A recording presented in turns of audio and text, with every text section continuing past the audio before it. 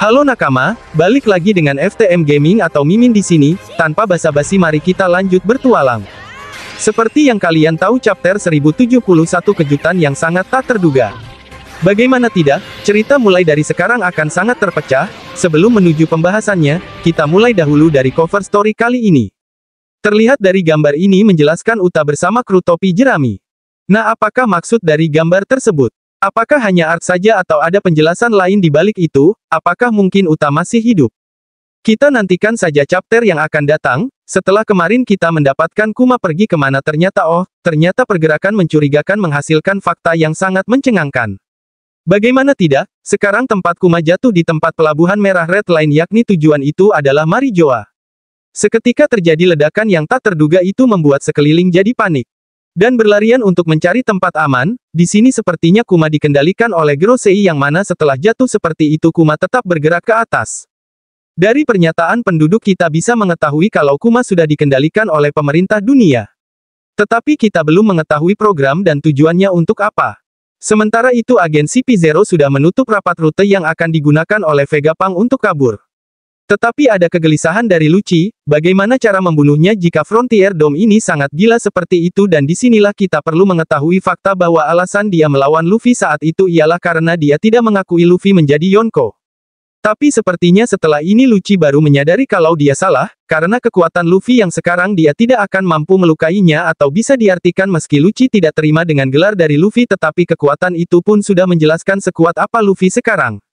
Di Lab Fest semua Vegapunk menyadari bahwasanya area untuk kabur sudah didatangi oleh CP0, di area kapal juga sepertinya sudah ada yang mana ini adalah jalan buntu untuk mereka meski demikian semua kloningan Vegapunk tidak panik sama sekali, bahkan di sini mereka sangat tenang dan mau melawannya.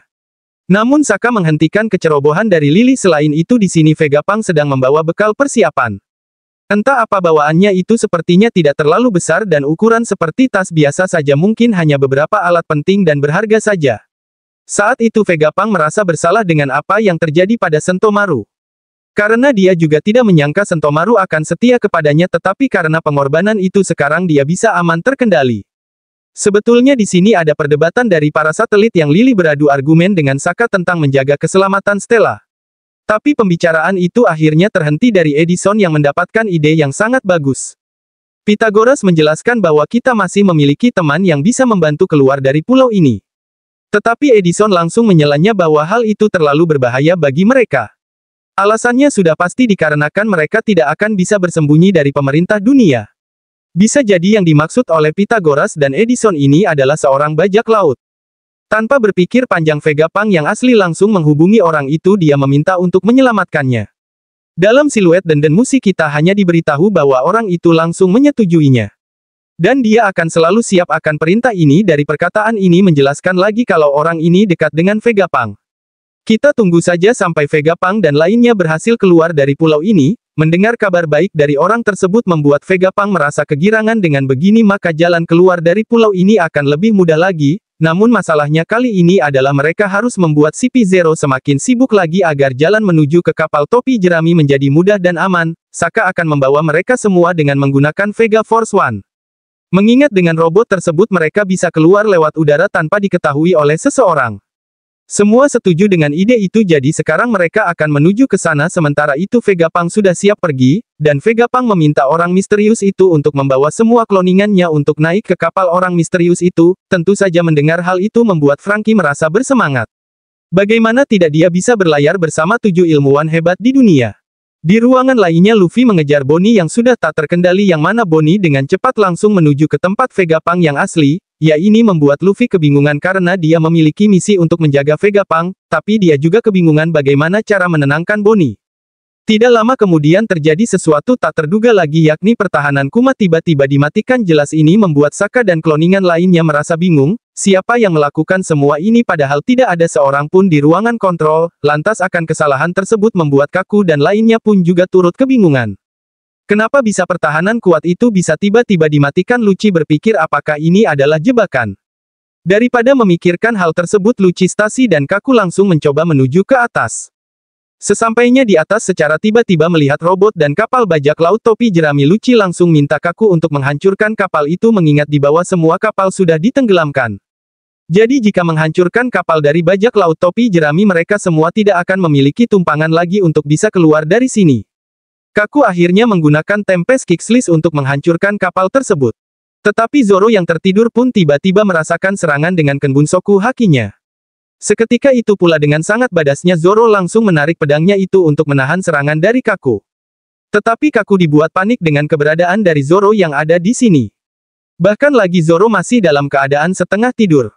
Pertemuan ini mengingatkan Mimin pada pertemuan Kaku dan Zoro di Water 7. Bedanya di sini Zoro lebih mengerikan dari sebelumnya. Ini bisa kita lihat dari ekspresi Zoro yang siap mencabik-cabik mangsanya. Di ruang kontrol Pythagoras merasa bersalah dengan telatnya menutup jalan tersebut. Sehingga karena itu si P0 berhasil masuk ke area kapal itu. Untungnya di sini ada Zoro jadi kerusakan kapal tidak akan terjadi. Di samping itu Nami dan lainnya menyadari ada kericuhan di luar. Tetapi mereka membiarkannya karena kelompok Luffy baru datang. Kita bisa ketahui bahwa Luffy sedikit kesal mengingat dia masih mau di pulau yang menarik ini. Tetapi karena suatu hal akhirnya mau tidak mau mereka harus pergi dengan segera, sedangkan dalam sisi Vegapunk dikejar oleh Bonnie sampai dapat, Bonnie sudah sangat gila sampai mau membunuh Vegapunk. Dia ingin Vegapunk mengembalikan ayahnya itu, tetapi sepertinya Vegapunk tidak bisa melakukannya entah apa maksudnya itu tetapi dia memiliki alasan lain. Di tempat dunia baru bajak laut Kid mendapati seekor ikan yang sangat besar di dekat pulau yang penuh dengan kabut. Kid menjelaskan bahwa sebentar lagi mereka sudah dekat dengan suatu pulau. Killer mengatakan bahwa mereka sudah dekat dengan pulau raksasa atau biasa disebut dengan Elbaf. Mungkin di sini orang yang memiliki luka bakar itu berada dan jika kita hubungkan dengan fakta dari Vegapunk yang berkata Saulo masih hidup, maka sudah pasti orang dengan luka bakar ini adalah Saulo. Kemudian pada pangkalan Angkatan Laut G14, Dual sedang berdebat dengan Garp tentang permintaan. Sekarang Dual lagi sibuk dengan permintaan dari Kizaru yang mau menyerang Egghead. Tetapi malah dalam kericuhan ini Garp ingin membagi armada. Garp menjelaskan bahwa dia ingin menghadapi seorang Yonko yang mana hal itu membuat Dual kebingungan karena Garp melakukan hal ini tanpa izin dari atasan. Saat itu Garp langsung meminta Helmeppo keluar dari situ dan naik ke kapalnya. Melihat Garp, Helmeppo dan Hibari langsung menjelaskan situasi terkini dan menangis kencang-kencang meminta bantuan dari Garp. Akhir panel yang ditunjukkan Garp dengan muka yang sangat gembira dan bersemangat langsung mengatakan, sekarang kita hajar bajak laut itu, dan sekarang kita akan pergi ke pulau bajak laut untuk menyelamatkan Kapten Koby.